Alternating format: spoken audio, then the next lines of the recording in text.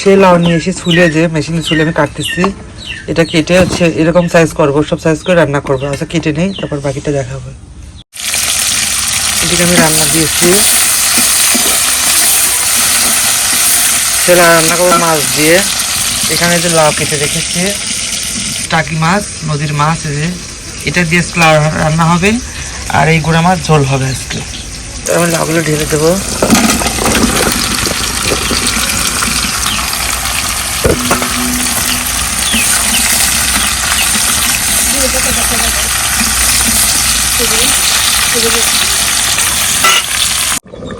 এই আমি আপনাদের দেখেন যে আমি লাউটা দিয়েছি কষিয়ে, টাকি মাছটা দিয়ে ওটা বেছে মানে কাটা বেছে দিয়েছি, কাটা মাথা এগুলো দেই নেই, শুধু মাছটা দিয়েছি, একটু কষিয়ে জল দিয়েছি।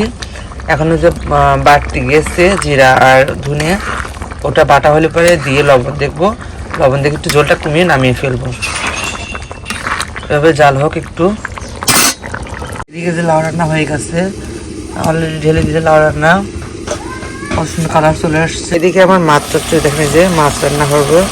এবার জল দিয়ে দেবো, কষানো শেষ। এই যে নদীর মাছ রান্না হয়ে গেছে অলরেডি, একটু ঝোল করেছি যেহেতু নদীর তাজা মাছ। এখানে মিক্সার আছে, বাম মাছ, গরকিনা, পুঁটি, ট্যাংরা, সব কিছু মাছ মিক্সার আছে রেডি। এই শাকটা আমি ভাজি করবো।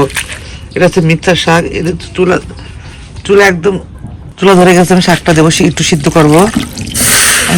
পানি অবস্থায় দিচ্ছি, এটা একটু ভাপ দেওয়ার জন্য। ভাপ দিয়ে তারপর একটু নামিয়ে এটা তেলের পর দেবো। আমি শুধু একটু লবণ দেবো, আর কিছু দিব না। লবণ দিয়ে আমি শুধু লবণ দিয়ে একটু আঙা দিয়ে নামা রাখবো, তারপর আমি এটা তেলে দেবো।